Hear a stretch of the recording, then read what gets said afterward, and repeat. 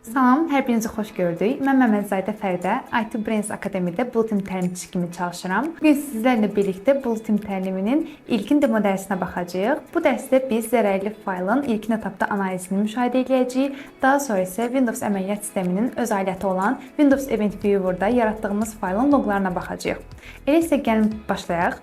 Təbii ki, hal-hazırda mənim kompüterimdə zərərli bir fayl yoxdur, lakin mən onu özüm yaradacağam.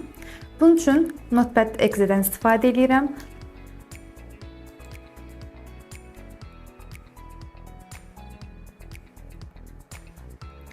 Yapışdıracağım kod, bunun haqqında daha sonra videonun sonunda ətraflı məlumat verəcəm.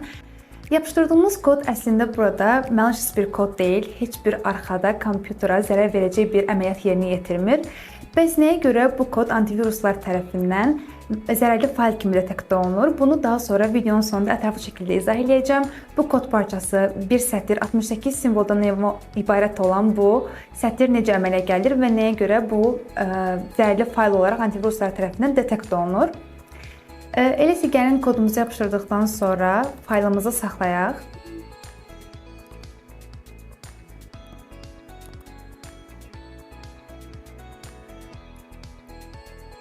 Faylın adını virus.txt qoyacağam və desktopda saxlayıram. Faylım desktopa gəlib düşdü. Heç düşünmüsünüzmü antivirus necə işləyir? Necə olur ki, antivirus proqramını yüklədikdə proqram kompüterimizdə olan faylları yoxlayır və nəticədə bizə zərərli olan faylı tapır? Antivirusun arxasında bir database məntiqi dayanır. Bu database-də müxtəlif dəyərlər var. Hansı ki, biz bu dəyərlərə hashlər deyirik. Bəs hash nədir? Hash kodlanmış unikal bir identifikatordur. Hər bir məlumatın və yaxud da bu məlumata fayl da daxildir. Faylın arxasında bir hash dayanır. Hash onun unikal identifikatorudur. Və bu hashlər database-ə yığılır. Antivirus sizin proqramınız, sizin kompüterinizdə olan faylların hashlərini öz database-indəki olan hashlərlə birlikdə yoxlayır. Əgər hər hansı bir uyğunluq taparsa, yəni sizin kompüterinizdəki olan faylın haşı antivirusun database-ində olan hashlə üst-üstə düşərsə, bu zaman antivirus bunu zərərli bir fayl kimi qeyd edir.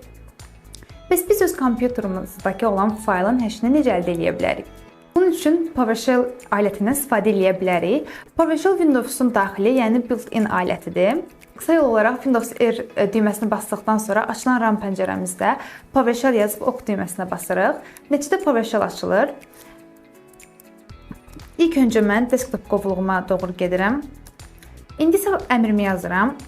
Əmrim get file hash əmridir. Get file hash yazdıqdan sonra faylımı yazacağam. Faylım virus.txt-dir. Daha sonra enter düyməsinə basdıqda gördüyümüz kimi bizə PowerShell virus.txt-in hash dəyərini çıxardır. Bu hash dəyəri müəyyən alqoritm əsasında hesablanır. Burada hesablanan alqoritm SHA-256-dır. Növbəti dərslərdə biz burada müxtəlif alqoritmləri də görə bilərik. MD5 və yaxud da SHA-1 kimi. İndi isə gəlin bu hash dəyəri kopyalayaq. Hash dəyərin həqiqətən malicious olub olmadığını bilmək üçün isə mən VirusTotal saytından istifadə edəcəm. VirusTotal saytı demək olar ki, Bulletin əməkdaşlarının gündəlik həyatda tez-tez istifadə etdiyi, müraciət etdiyi saytlardan biridir. Bu saytda siz həm URL, həm IP adresi, domain adresi, fayl haşı kimi müəyyən dəyərləri yapışdıra bilərsiniz. Kopyaladığım dəyəri VirusTotala yapışdırıram. İlk başdan VirusTotalın interfeysində bizim diqqətimizi çəkən qırmızı yazılarla yazılmış 67-69 yazısı olur. Bu nə deməkdir? Bu deməkdir ki, 69 antivirus vendorundan 67-si bu faylı zərərli fayl kimi aşkar edib. Vendor nə deməkdir? Burada buna bir açıqlıq gətirmək istəyirəm. Antivirus vendoru dedikdə, yəni antivirus proqramını yazan, yaradan və onu satan şirkət, təşkilat başa düşülür. Biraz aşağıya sürüşdükdə burada müxtəlif vendor adlarını görə bilərik. Bunlar arasından ən çox tanınmış, məsələn, Kaspersky-ni, Malwarebytes-ı, McAfee-ni və s. misal göstərmək olar. Eyni zamanda Bitdefender-i. Gördüyünüz kimi bütün bunlar bu faylı zərərli fayl kimi detekt edib. Daha sonra VirusTotalın ikinci tabı olan Details tabına keçirik. Bu tabda da həmin fayl haqqında müxtəlif məlumatlar əldə edə bilərik. Məsələn, MD5 məlumatını, SHA-1 məlumatını. Gördüyünüz kimi burada da müxtəlif hashlər var. Sadəcə müxtəlif alqoritmlər əsasında hesablanıb. Biraz daha aşağı sürüşdürdükdə isə history bölməsində bu faylın ilk dəfə VirusTotal-a submit, yəni təsdiqlənmə vaxtını görə bilərik. Last analysis, yəni son dəfə analiz olunma tarixini və s. görə bilərik. Eyni zamanda müxtəlif adları da burada çıxardır. VirusTotal-a hər hansı bir faylın atıb yoxlamağın bir digər yolu isə sürüşdürmə yoludur. Bunu isə qısa şəkildə belə göstərim. Gəlin bunu silək, yenidən sayta daxil olmuş kimi. Faylı sadəcə olduğumuz qovluqdan, hazırda mən desktop qovluğunda saxlamışam virus.txt-mi, tutub sürüşdürüb VirusTotal atmağım kifayətdir. VirusTotal avtomatik olaraq faylın eşini hesablayır, submit edir və nəticəni bizə çıxardır. Yaxşı, kompüterimizdə bir fayl var və aşkar etdik ki, bu fayl həqiqətən zərərlidir. Bəs bu fayl nə vaxt yaranıb, necə yaranıb? Gəlin bunlar haqqında məlumat toplayaq. Bunun üçün isə mən Windows əməliyyat sisteminin daxili aləti olan Event Viewer-dan istifadə edəcəm. Event Viewer bir növ loqları mərkəzləşdirilmiş toplamaq, Windows-da olan hər hansı bir əməliyyat zamanı yaranan loqları izləmək üçün istifadə etdiyimiz bir alətdir. Bu Windows əməliyyat sisteminin daxili alətidir. Yəni əlavə olaraq qıraqdan yükləməyə ehtiyac yoxdur. Event Viewer açmağın bir neçə rahat yolu var. İlk öncə axtarış hissəsindən gəlib sadəcə Event Viewer olaraq yazsanız çıxacaq. Və yaxud da bir digər yolu isə qısa yoldan istifadə etməkdir. Bunun üçün Windows A, X qısa yolunu basaraq çıxan bu pəncərədən Event Viewer seçə bilərsiniz. Bir digər qısa yolu isə Windows R qısa yolundan istifadə edərək çıxan RAM pəncərəsində Event Viewer yazmağınız kifayətdir.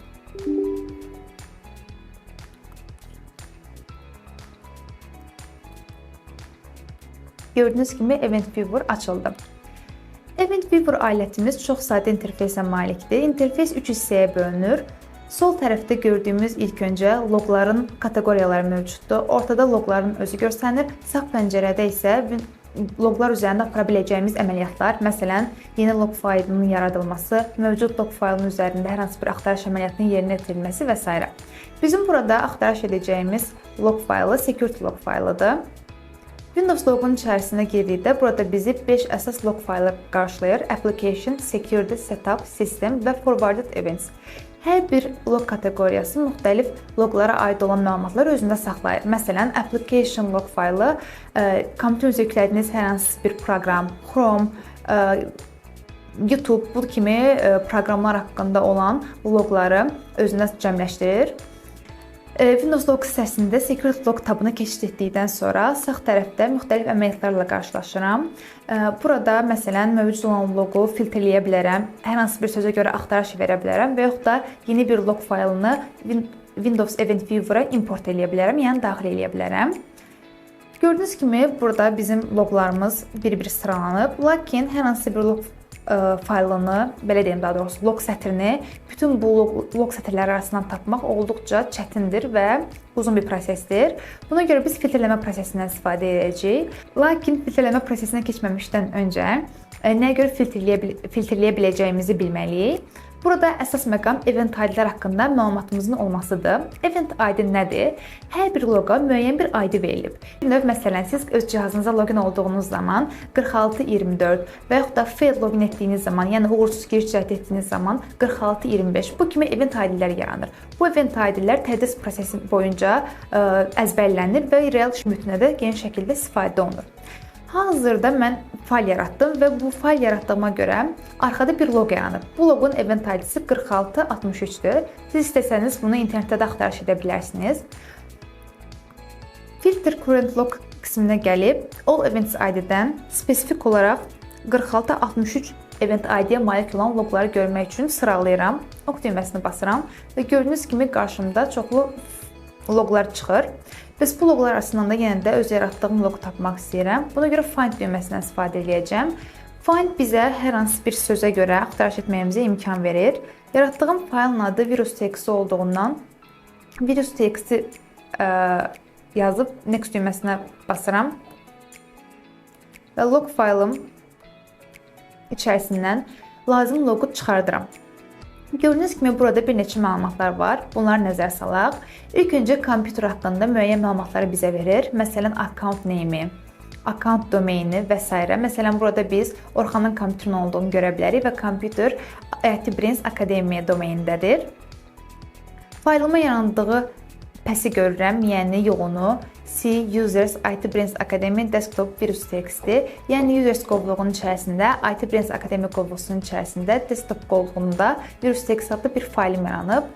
Qəbul edək ki, Windows-un built-in proqramı olan Event Viewer bizə sadəcə müəyyən qism loqları göstərə bilər və çox da detallı loq çıxartmır. Buna görə də biz real mühitlərdə, iş mühitində əgər Windows-dan, endpoint-dən, yəni cihazdan loq tapmamız lazımdırsa, bu zaman müxtəlif əlavə alətlərdən də istifadə edirik. Məsələn, Sysmon kimi.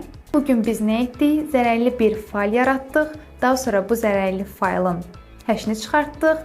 Hashin nə olduğunu başa düşdük. Bunu müəyyən toollar vasitəsilə yoxladıq və Windows-un daxili built-in aləti olan Event Viewer-da müxtəlif loqları nəzərdən keçirdik.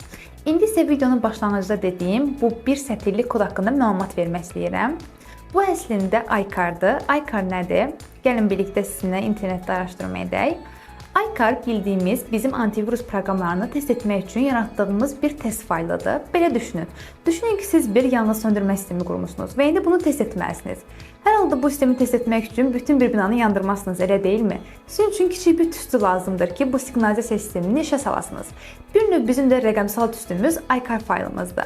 iCar faylımızın içərisinə yazdığımız 68 simvollu bir sətirli malik kod həqiqətən də antivirusumuzun düzgün çalışıb-çalışmadığını detekt edə bilərik. iCar kod yazdıqda internetdə, siz bu kodunu özünüzdə internetdə bunu əldə edə bilərsiniz. Bunun haqqında hətta ətraflı məlumatı da test edə bilərsiniz. Eyni zamanda siz iCar-da istifadə olunan bu 68 simvollu kodu faylda saxlayaraq proqram halına gətirə bilərsiniz. Extensionunu məsələn .com qoyaraq. Lakin nəzərə almaq lazımdır ki, bu yalnız MS-DOS əməliyyat sistemlərində işləyir. Windows 11-də, Windows əməliyyat sistemlərində siz bu proqramı açıb çalışdıra bilməyəcəksiniz. Amma əgər biz bu kod parçasını çalışdıra bilsəydik, ekranda bizə iCar standart antivirus test fayliyasını üzləşəcəkdik. Bugünlük bu qədər. Ümid edirəm ki, hər kəs üçün bugünkü dərsimiz aydın oldu. Növbəti videolarda görüşmək üzrə.